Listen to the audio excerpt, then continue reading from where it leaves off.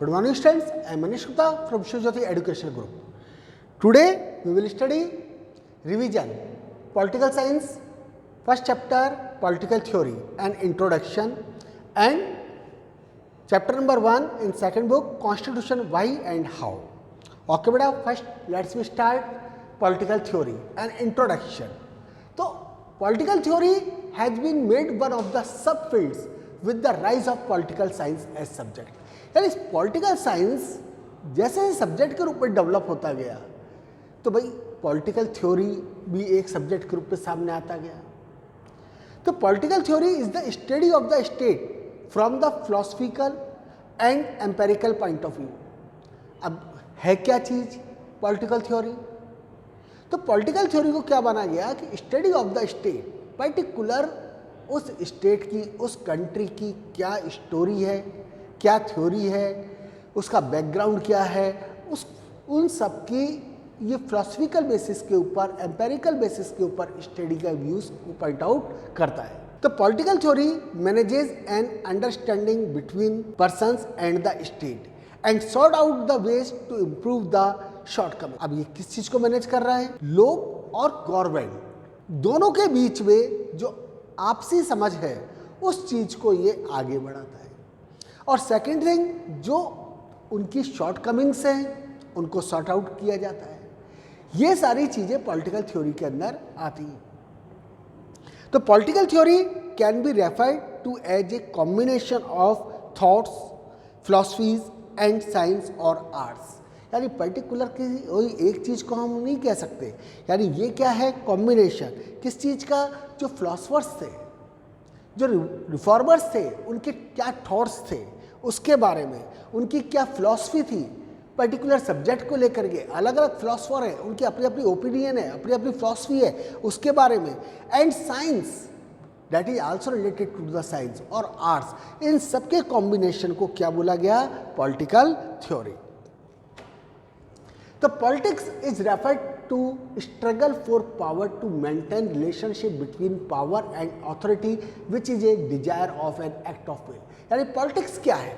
तो politics is referred to the struggle of power, यानी power को मेंटेन करने के लिए जो आप स्ट्रगल कर रहे हैं, जो पावर और अथॉरिटी के बीच में जो रिलेशनशिप बनी हुई है और एक विल के बेस के ऊपर आप जो वर्क किया जा रहा है, वो चीज़ किसके अंदर आती है? आपकी पॉलिटिक्स।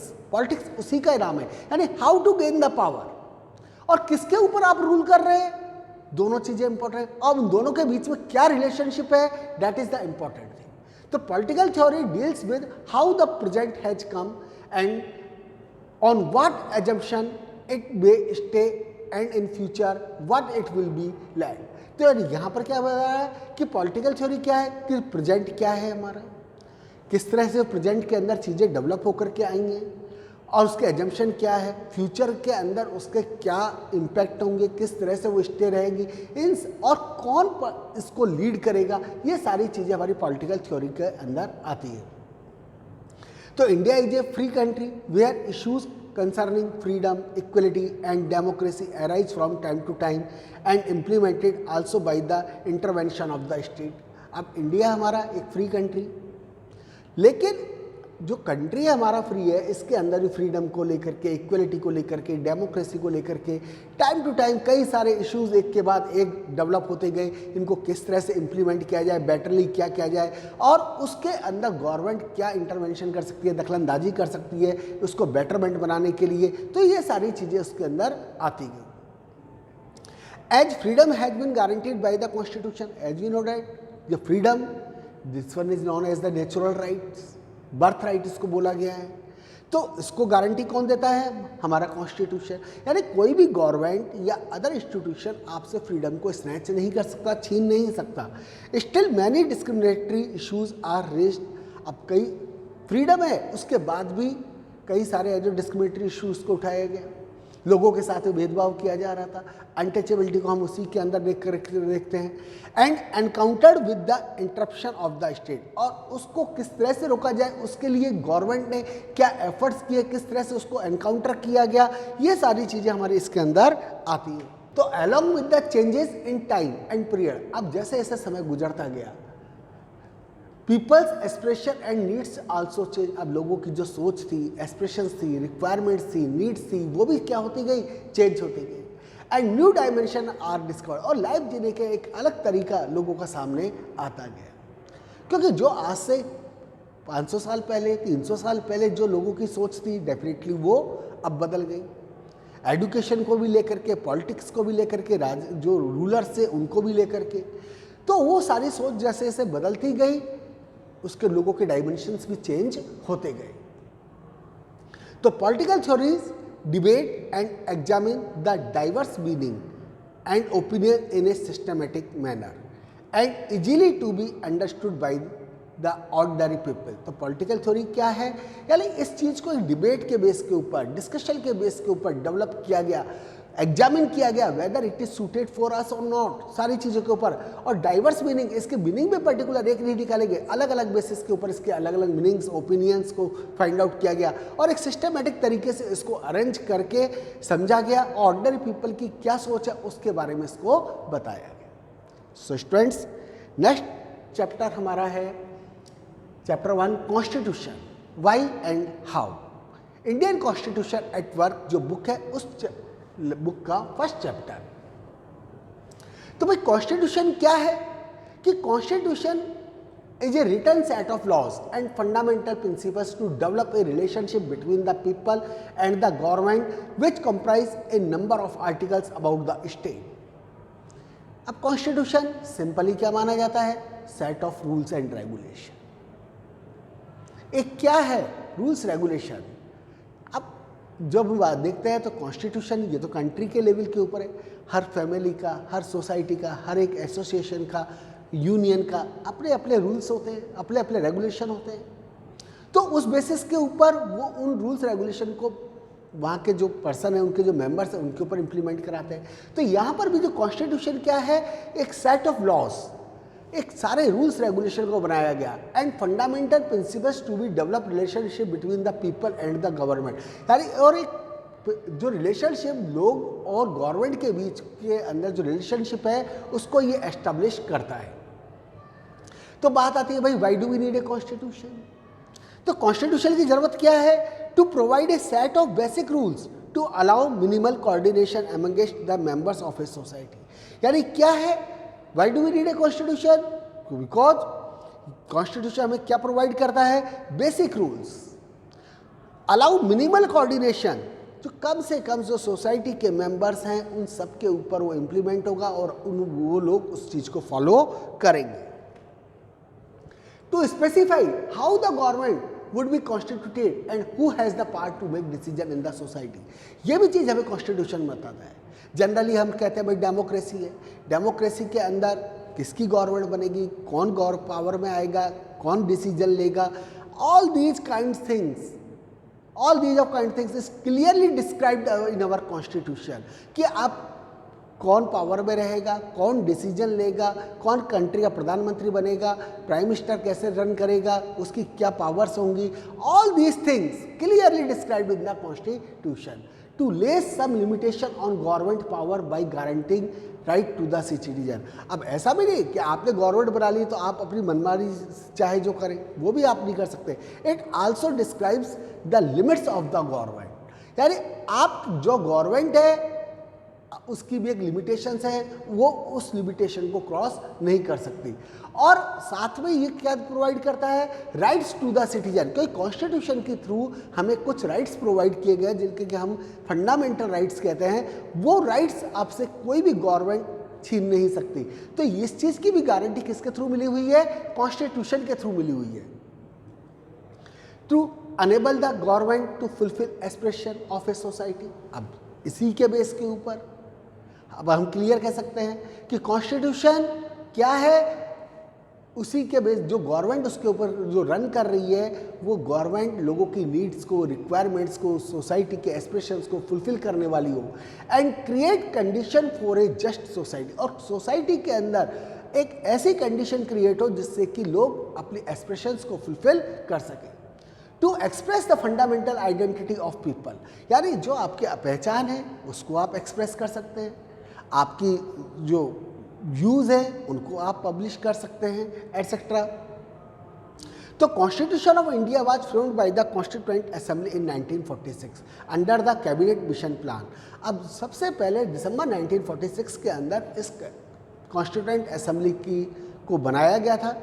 ये जो कमेटी थी, ये जो असेंबली थी, इसका जो इलेक्शन था इनडायरेक्टली इलेक्शन हुआ था। जो उस समय के प्रोविंशियल लेजिस्लेटिव काउंसिल्स के मेंबर्स थे उसके थ्रू इसको इलेक्ट किया गया था।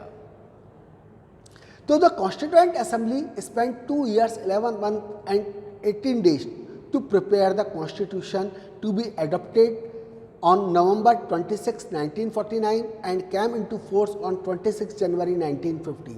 अब जो कॉन्स्टिट्यूएंट असेंबली ने 1946 दिसंबर से चालू किया और उसके अकॉर्डिंग करीब 3 साल का इनको टाइम लगा।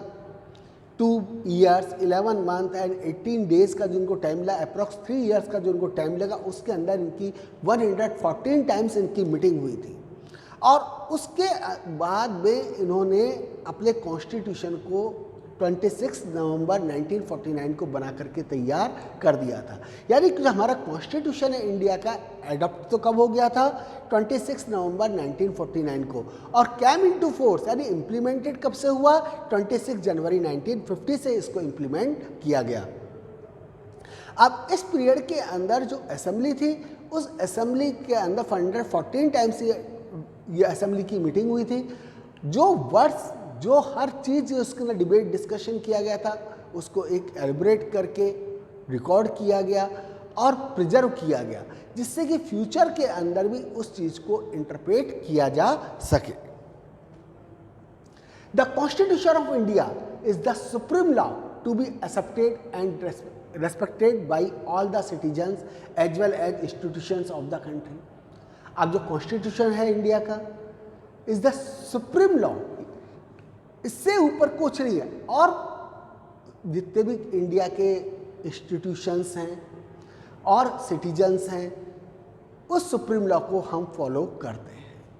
यानी आपके इंस्टीट्यूशंस, चाहे वो पार्लियामेंट हो, चाहे एग्जीक्यूटिव मेंबर्स हो, चाहे इलेक्शन कमीशन हो, अदर्स में भी, तो ये सबके ऊपर जो इसके जो लॉज हैं वो सभी इंस्टीट्यूशंस के ऊपर और सिटीजन्स के ऊपर इम्प्लीमेंटेड होते हैं। The Constitution of India is a blend of flexibility and rigidity as it is federal in form but unitary in spirit। अब उसके अकॉर्डिंग जो है हमारा जो कॉन्स्टिट्यूशन है, ऐसा नहीं है कि इसलिए जो बना दिया इसको परमानेंट ट्रू हो गया या परमानेंट वो चेंज ही नहीं किया। इसका फ्लेक्सिबल भी है, रिजिड भी है, यानी रिक्वायरमेंट के हिसाब से, टाइम के पीरियड के हिसाब से जब हमें आगे इसकी रिक्वायरमेंट इसको चेंज करने की, तो इसको बदला भी जा सके। तो इसके बेस के ऊपर इसको फ्लेक्सिबिलिटी भी प्रोवाइड किया। एंड रिजिडिटी मीन्स ऐसा भी नहीं कि चाहे जो गवर्नमेंट इसको आसानी से आकर के चेंज कर दे, यानी इसको चेंज करना आसान भी नहीं है और ऐसा भी नहीं है कि इसको चेंज नहीं किया जा सकता। तो उस बेसिस के ऊपर जो हमारा जो कॉन्स्टिट्यूशन है, जो हमारी गवर्नमेंट है इंडिया की, it is federal in form. Federal in form means we are having 2 or more than 2 levels of the government. And unitary in spirit, जो unitary in spirit means the central government is more powerful than the state government in our country। The main federal feature of the Indian Constitution are written and flexible constitution। जो main features थे इन सबको लिखा गया, flexibility को show किया गया, power का distribution किस किस के बीच में होगा, लेजिस्लेचर के पास में क्या पावर है, एग्जीक्यूटिव के पास में क्या पावर है, जुडिशरी के पास में क्या पावर है, that is clearly described in the constitution between the centre and the state government. जो सेंट्रल गवर्नमेंट के पास है, what kind of power is having the central government, others power is having the state government, वो भी इसके अंदर है। And supremacy of the judiciary, यानी जो decision of the supreme court is accepted by all the citizens and the institutions of the country. And existence of bicameral legislature, और bicameral legislature means हम some of the states in our country having bicameral legislature, यानी वहाँ पे विधानसभा भी है और विधान परिषद भी है। उस बेसिस के ऊपर ये क्या है, बाईकैमरल लेजिस्लेचर इसके अंदर है। तो the framers of the Indian constitution have borrowed a number of provisions as per the suitability of the nation from different countries. अब ऐसा भी नहीं कि हमने हमारा जो कॉन्स्टिट्यूशन एक सडनली या एक्सीडेंटली तैयार कर दिया, बहुत लंबा समय लगा था इसको बनने के अंदर। 1928 से इसकी शुरुआत अगर हम मान लें तो यानी कि मोतीलाल नेहरू और 8 कांग्रेस लीडर्स थे, उन्होंने इसकी शुरुआत की थी कि आखिर हमारा इंडिया कैसा होना चाहिए। तो उस बेसिस के ऊपर कई सारे जो प्रोविजंस हैं हमने वो दूसरे कंट्रीज से हमने बोरो किए हैं। That is the British constitution, American constitution. अब जैसे ब्रिटिश कॉन्स्टिट्यूशन से हमने क्या बोरो किया, पार्लियामेंट्री सिस्टम को हमने बोरो किया। अमेरिकन कॉन्स्टिट्यूशन से बिल ऑफ राइट्स को लिया, the constitution of Canada, the constitution of Ireland, the French constitution से हमने फ्रेटर्निटी, इक्वलिटी, ब्रदरहुड को लिया, along with the government of India act of 1935। यह सारी चीज़ों को हमने उसके अंदर एक्सेप्ट किया गया। So thank you students.